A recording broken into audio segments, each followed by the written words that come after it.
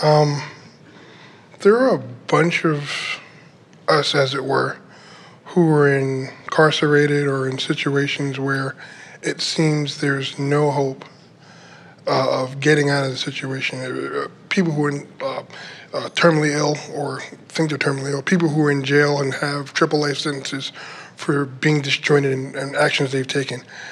What do we say? I know we stand over and act like a little satellite at the solution to their problem and champion them from there. But how do you begin to address those individuals so that to them their life has meanings? Because when you look at those individuals, a lot of times there's no hope there. They're so far down and so cut off from who they really are that you have to find words to coach them or entice them out of that area. Well, it's interesting because depending upon where you are, often you're not the one who will speak the words that they will be able to hear.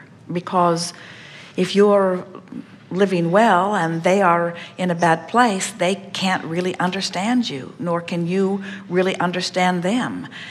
What we like to say to them, if we have their ear, and there are a lot of them who are listening. In other words, Jerry and Esther send boxes and boxes and boxes to anyone who asks. And sometimes it's tricky getting it into some of those prisons because there are rules and regulations. But many of them are beginning to find some resolution. So here's the way we look at it. We tease you all a little bit by saying sometimes it's like you've jumped out of an airplane at 20,000 feet and you say, well, I've jumped out of an airplane at 20,000 feet and I have no parachute, now what? And we say, hang on, it will be over soon. Won't be bothering you much longer. And while that usually makes you laugh, unless you're the one plummeting to the ground, we're not kidding.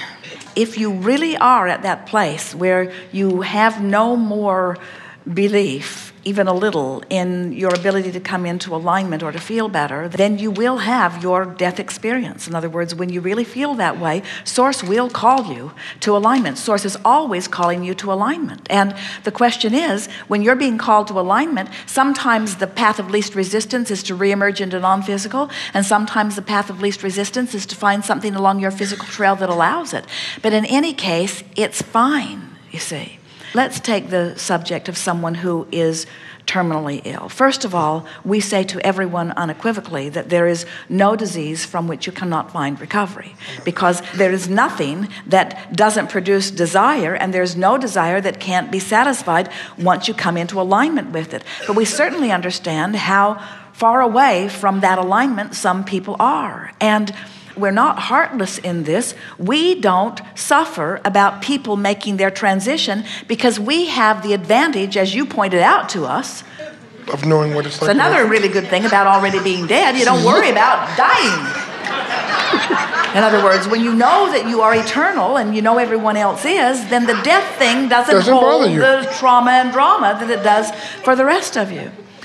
If we were visiting with someone who was incarcerated, someone who really does have that sentence which says that if things go the way they look like they're going, they will never be released, we would say to them, and really mean it, that what life is for everyone, no matter where they are, is about the juncture between the vibration of who they really are and who they're being in the moment. And that this emotional journey is the journey that you've all come forth to live, more than the physical, tangible, walk along the earth journey. And that there are people who are living in the most luxurious of environments who are miserable. And there are people who are living in miserable environments who are joyful. And we would say, and hardly anybody wants to hear it, you just got to make the best of where you are. And then we launch into the same story that we tell everyone, no matter where they are. You are where you are. You are where you are, and where you are has to be enough. It has to be all right because you are where you are. And from where you are, whether you are it in jail, whether you are it in Tahiti, whether you are it in a seminar like this, whether you are it in a classroom in a school where you're feeling as much bondage as if you were in jail. In other words, no matter where you are where you are, and you have only these two choices from where you are. These choices only. You can find a thought that has a little relief power in it or a thought that restricts the relief. In other words, you can feel a little better or a little worse no matter where you are. And if you get it, that this powerful now, where the junction of you and you meet somewhere along this vibrational continuum, if you are determined to find the thought now that feels a little better and the thought now that feels a little better, there are people who deliberately make things worse than they are. You know them. You tell them a story, they'll tell you a reason why it's not as good as you just said that it was. In other words, there are people who deliberately turn upstream every single time or nearly so, and there are people who deliberately turn downstream. What we've noticed is that people in those life and death extreme situations are more likely to turn downstream than those that are bipping along that don't have the powerful motivation, because in their exaggerated experience they are asking in a stronger way than ever, so their stream is moving faster. Their stream is moving faster, which means when they get hold of a piece of it, they feel wonderful.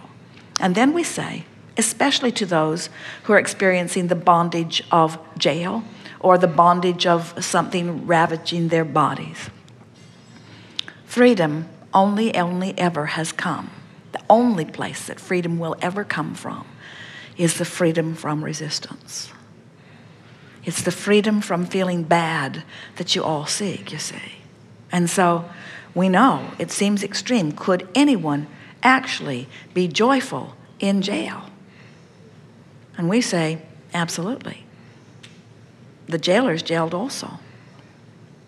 In other words, there are a lot of people choosing as vocations things that when you look at it from your point of view, you think, why would anyone do that?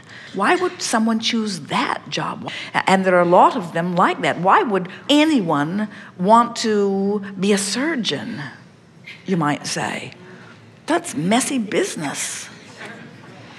And we say, you just have to know that people are choosing things for reasons that you cannot know.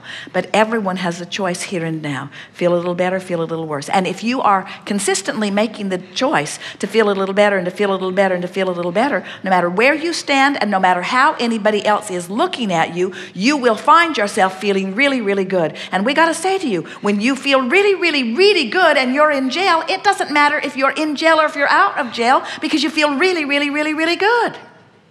You're not really coming with us the way we wanted you to, because the idea of being in jail is pretty abhorrent to most of you. But we really want you to get this, that there isn't anything that anyone wants for any other reason than they think in the having of it they would feel better. You see, there are a lot of people feeling tension.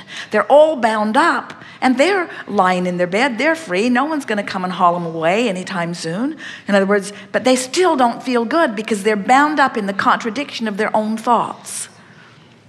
So, to sum it up, there are incarcerated people who are more likely to get unbound from the binding of their own thoughts, and therefore to find the joy of alignment, more likely even than those on the outside.